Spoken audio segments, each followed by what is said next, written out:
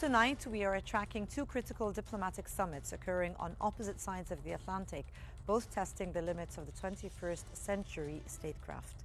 In Washington, the peacemaker-in-chief is hosting a high-stakes, low-profile summit with Prime Minister Benjamin Netanyahu. With the Trump-led Board of Peace meeting just days away, the focus is squarely on phase 2 of the Gaza ceasefire and a potential new nuclear deal with Iran. But while the White House talks of a new Middle East, the reality on the ground remains fragile, marred by ongoing ceasefire violations and a sharp escalation of settlement activity in the West Bank. Can a business-first diplomacy survive the deep-seated grievances of decades-long conflict? Meanwhile, in Addis Ababa, the 2026 African Union Summit has opened under a theme of water security, a vital resource that is increasingly being used as both a bridge for peace and a trigger for war. And as the AU struggles with internal factionalization and the devastating supercharged floods of the climate crisis, the continent faces a defining test. Can it maintain its collective sovereignty in the face of a transactional, America-first global order? Two summits, two continents, and one central question: who gets to define the terms of peace in 2026? And I'm Salma El-Fiki, and this is In Focus.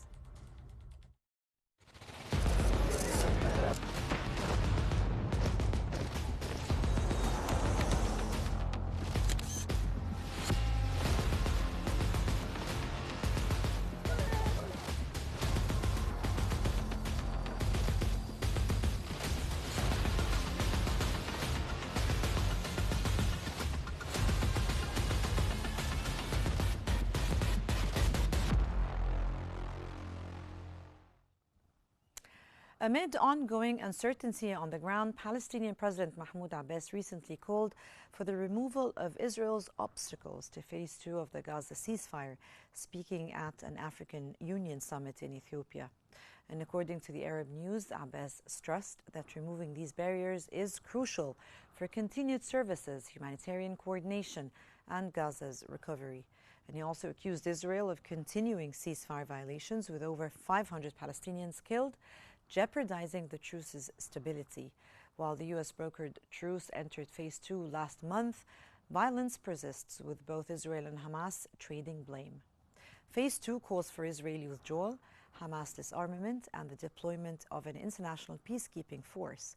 But Israeli forces still control much of Gaza, and both sides continue to accuse each other of violations.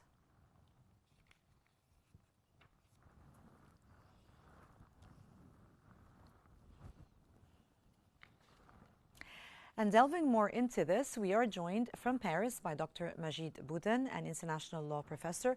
Welcome, sir, and thank you for joining me here today at In Focus. Sir, at this critical juncture, how do you assess the second phase of the Gaza ceasefire so far? Is it truly stable? Well, we have to assess the situation. No progress is made till now.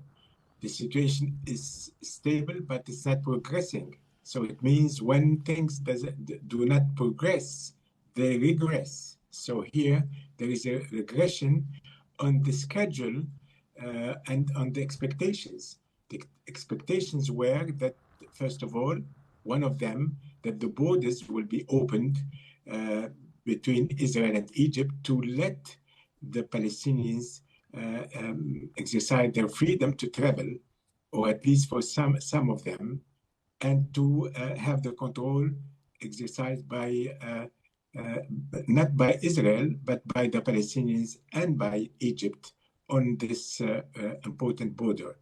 And this is not the fact today.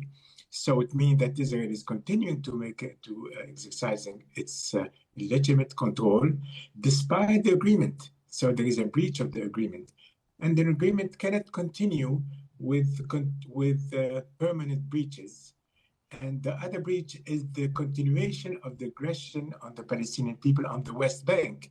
Gaza and the West Bank are linked. They are the same state. They are the same country, the same population, and the same people. And Israel cannot continue to make these aggressions and these violations without any sanction. And when there is no sanctions, Israel will feel that it had But Dr. Boudin, nobody's giving Israel any sanctions, and nothing's actually happening to them or making them stop. Yes, this is the point. This is the point where we can conclude that the second phase is not really on the right standing and on the not good. Stable. Not stable, and this is why it's not stable, because of these aggressions, and because it's not progress. And when it's not, there is no sanctions, there is no stabilization of the situation, so there is regression. And the regression is only in favor of Israel, and Israel is doing that to obtain more concessions and to impose more concession on the Palestinians and on the neighboring countries. Yep. Sir, given the regional condemnation of Israel's ongoing violations of the ceasefire, what impact is the ongoing violence having on efforts to achieve lasting peace in the region? Well, these continuing violations are what we call international law a creeping violation. It's continuous. It's a continuous international legal fact, and it's a complex also a legal fact. And this means that these violations will not stop if they were not stopped. So Israel will not stop them by itself. And this feeling that they are under an immunity and impunity situation will leave them to continue. I'm here speaking about the Israeli government. They will lead to that they continue and they will not stop. So the international community must today stand and stay here. They have to recall the red lines to obtain a possibility to save the Sharm el-Sheikh agreement. The Sharm el-Sheikh agreement is good for everybody, and even for Israel. It's of course important for the Palestinians, for the neighboring countries, for the world peace, for the international community. So, but Israel is not. They know what is international law, but they don't care because there is no sanction. And international without sanction is something which is losing its values, and the international community doesn't want that international law will lose its values and its importance. So now, again and again, it's time to take sanctions and to take action and sanctions against Israel. Yes. Sir, let me ask you that the escalation in the settlement activity and the settler violence has been alarming. That was my next question, how can the international community intervene to prevent further harm to the Palestinians in occupied Jerusalem and the West Bank? How can we actually impose those sanctions or just stop Israel? How can the international community be able to do such a thing?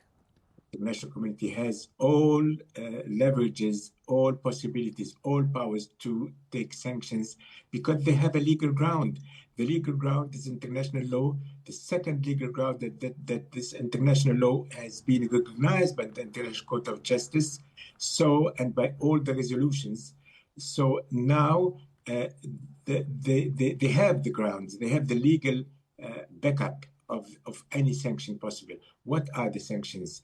They can list Netanyahu and the members of its government, members of the parliament, and members of the judiciary on a sanction list, like what they did for the Ukrainian war, what they did in other wars, in other aggressions. So this tool must be implemented, and putting them on a sanction list.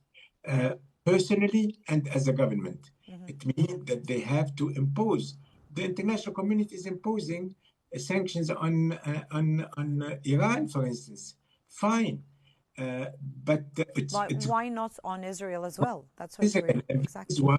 This exception that Israel will be sheltered from the application of international law is by itself a violation of Yes, international law. absolutely. The responsibility of the international community of each. Okay. Dr. Boudin, as the situation in Gaza remains uncertain, can you tell us maybe what role do you see for the Trump-led Board of Peace in advancing phase 2 of the ceasefire and ensuring the terms are upheld? Well, the Trump Peace Board is meant to be the one who the body who will impose peace on every party, on each party, and particularly on Israel.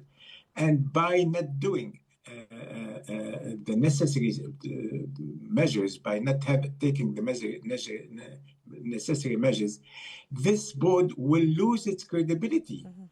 And it's very important for the board itself, for the international community to strengthen this board and to make this board take actions. And the actions is just to call on Netanyahu and its government to fulfill its commitments under this agreement under the Sharm el-Sheikh agreement. Yeah. And if they don't do it, they will lose their credibility, and then what is the consequences? That Israel will be again prevailing against international law, prevailing against the right of others, and it will be the board will be seen as a partial body, and nobody wants the board to be seen as a partial body. Yeah. The international community today wants to implement their role and their commitments. In your opinion, what do you think would be the key first steps for successfully implementing phase 2 of the Gaza ceasefire, particularly in terms of security and governance? First of all, we have to recall one thing which is very important, and that what we very often lose when we make the analysis of a situation under international law. Of course, there is this agreement. And this agreement is imposing on Israel a withdrawal. They're imposing the ceasefire, and Israel is not obeying. So now we will see what are the responsibilities. There is the responsibility of Israel, which is very straightforward. Everybody can see it. But there is now the responsibility of this board itself. How it comes. The board is meant to be the one who will try to organize this ceasefire and to obtain the ceasefire. But the board, is an international organization. And as such, it is governed by international law. And this corpus of laws, of international law, is called the international customary law of the responsibility of international organization. This is codified by the United Nations in 2011, and everybody is admitting this, and this is a customary law accepted by all nations in the world. What does it mean? It means that an international organization has the duty to out its obligations. What are these obligations under international law? Is to implement what they are created for. They are created to obtain from Israel peace. If they don't do it, they become themselves liable, internationally liable. Mm-hmm. And they owe this to the international community. The international community did not applaud Donald Trump for its person. It's because he's coming with a plan. Yes. And fine, he's coming with a plan. He's giving hope to the people. And against this confidence, against this trust put in him, mm-hmm. he has obligation is to fulfill his obligation. Yes. And the obligation. And then, if not, they will be responsible. Mm-hmm. Well, I mean, we hope that phase 2 would finally be implemented. And that was Dr. Majid Boudin, the international law professor. Thank you so much, sir, for joining us here today. This weekend, Addis Ababa becomes the center of gravity for continental diplomacy as the 2026 African Union Summit kicks off, and the transition of the rotating chair from Angola to Burundi's president, Evariste Ndayishimiye, comes at a moment of profound vulnerability. The chosen theme, water, is more than a policy focus. It's a desperate attempt to frame a shared resource as a vector for peace in a year where devastating floods in the Nile dispute have supercharged regional tensions. However, the mood in the halls is far from unified. The AU faces a defining test in Sudan's looming fragmentation and persistent instability in the Sahel. Critics, including those from the Trump administration, point to the union's internal factionalization as a sign of institutional incompetence. And as leaders like Egypt's Foreign Minister Badr Abdelati push for a vision of post-conflict reconstruction, and the UN's Antonio Guterres warns of a heightened global uncertainty, the AU must decide if it will remain a relevant global powerhouse or just a fragmented bystander to its own crisis.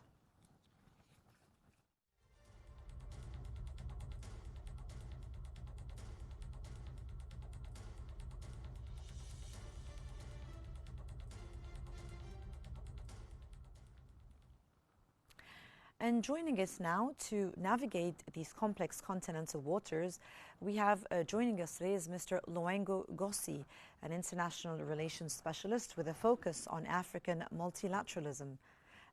Mr. Gossi, it is a critical hour for the Union. Welcome to the program, and thanks for joining me here today.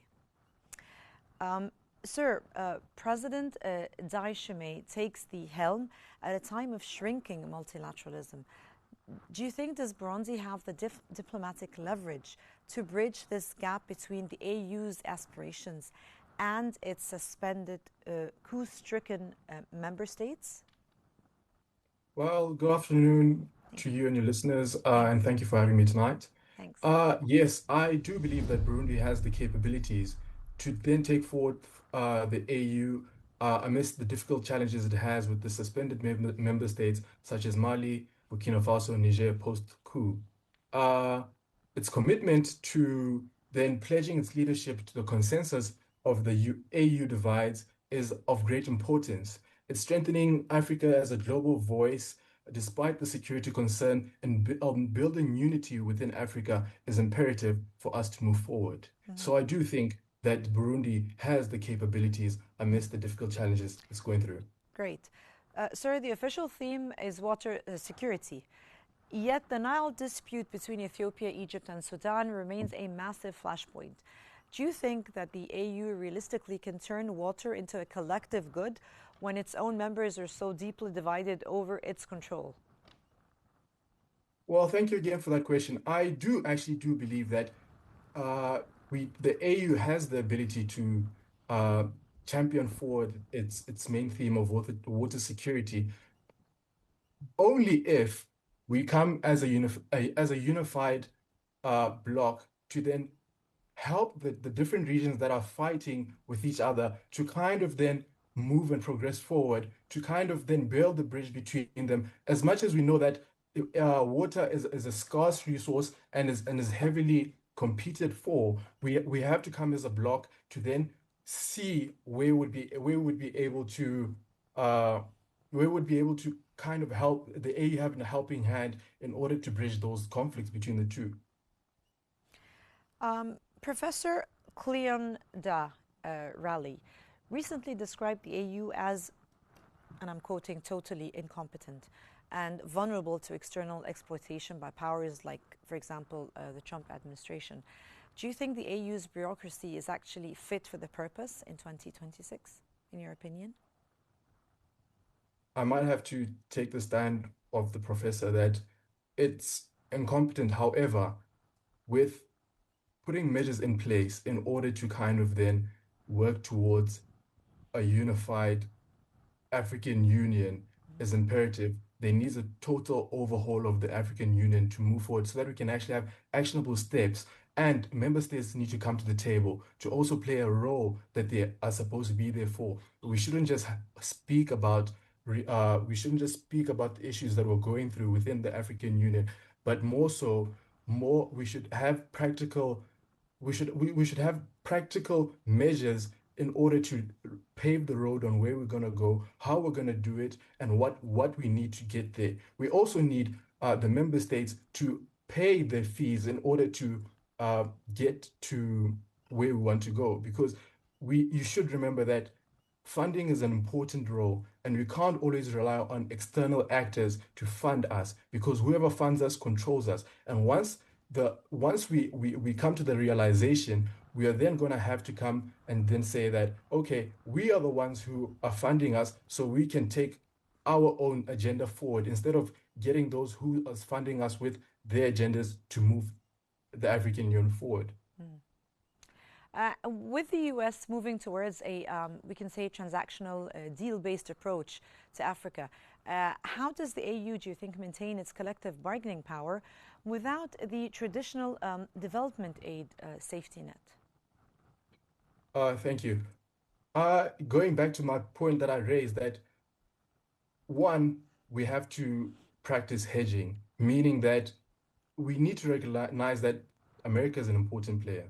As much as we think that it's not and we can kind of sideline it, we need to recognize that America is an important player and we're going to need it to move forward.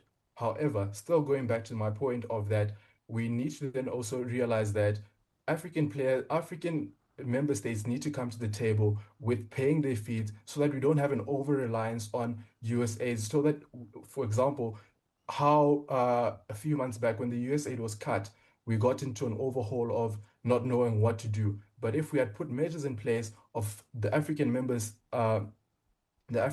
states paying their fees and actually contributing towards the African agenda and the AU as a whole, we then would have moved forward, and we wouldn't be put in a position where we're stuck and we go into we grapple with a problem of not having enough funding. Mm-hmm. Yeah. Chatham House suggests Sudan is facing irreversible fragmentation. If the AU cannot broker a reset in Sudan during the summit, does it lose its credibility as the continent's primary security guarantor, do you think? No, not at all. I don't think the AU is ever going to lose its credibility, particularly because there's always an agenda that's set by the AU and where the AU wants to go. It has its own governing structures, which then play to that. And I don't think what needs to be then put in place for Sudan and the conflict within Sudan is particularly the PSC, the Peace and Security Council. Mm-hmm. Funding needs to go to the Peace and Security Council. Measures need to be put in place to kind of then reform the Peace and Security Council within the AU so that we can then move forward. REC's regional economic players also need to come to the party and help that, and also, yeah. Let's talk a little bit about Egypt. The Egyptian Foreign Minister Abdulati is emphasizing a post-conflict reconstruction during Egypt's Peace and Security Council chairmanship, the PSC. How vital do you think is Egypt's leadership right now in stabilizing the Horn of Africa and the Sahel? It's very important, particularly because of it wants to then, it has the agenda set for the post-conflict reconstruction. I think it's imperative that we understand that Egypt also has the alignment with the strategic priorities within the fragile region. It has a vision of peace as it integrates its security and governance and development within its particular region. With Italy's Giorgia Meloni as being the guest of honor, we see a push for the Mattei plan. Do you think this is a genuine partnership based on trade and minerals, or just a new way for Europe to manage the African migration? I don't think it's as you're phrasing it. I don't think it's a thing of that they're going to come and exploit, and a new way of exploiting Africa's mineral resources. From her speech, it looked like that she was genuine on helping, trying to give Africa a helping hand to bridge Africa and the EU together. The EU is a good strategic player that can help the development of Africa, particularly seeing as how the EU has built itself. The AU can take good measures and can take good tips from how they manage to then build the EU, and a great player that can bridge that for us is Italy. Looking at uh, the diplomatic ties Italy has with different African nations. And that was Mr. Oluengo Gossi. Thank you so much, sir, for joining us here today and for sharing your invaluable perspective on the Addis Ababa summit. And we appreciate you being with us. It's a historic reminder that while the Board of Peace maneuvers in the Middle East, Africa is fighting to ensure its own internal borders don't dissolve under the pressure of war and climate change. And I'm Salma Ufiki, and that concludes this edition of In Focus.